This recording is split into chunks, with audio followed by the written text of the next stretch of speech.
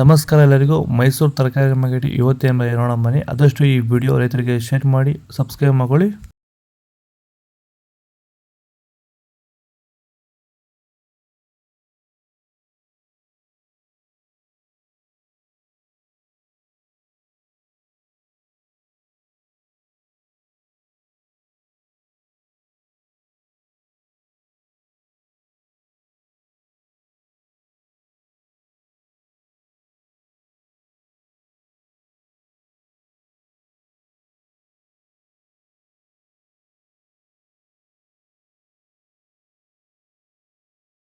Sir, ಈ beans ಬೆಳೆಗೆ ನೀವು ಯಾವ ರೀತಿ ಮೇಂಟೆನೆನ್ಸ್ ಮಾಡ್ತಾ ಇದ್ದೀರಾ ಸರ್ ನೀವು?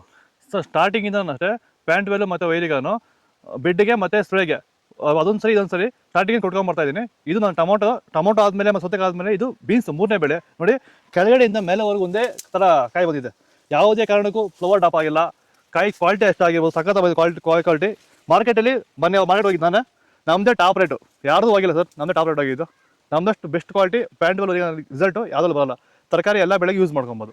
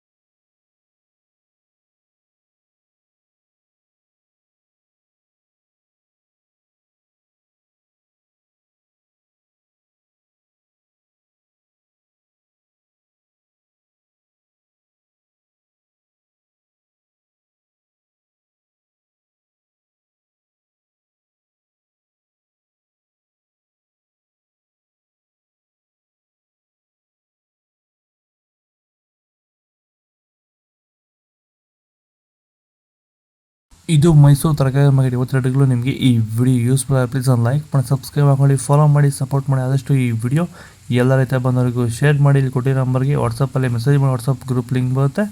ಪ್ರತಿಯೊಬ್ಬರು ಜಾಯ್ನ್ ಆಗಿ ಫಾಲೋ ಮಾಡ್ತಾಯಿರಿ, ಸಪೋರ್ಟ್ ಮಾಡಿ. ಜೈ ಜವಾನ್ ಜೈ ಕಿಸಾನ್, ಫಾಲೋ ಮಾಡಿ.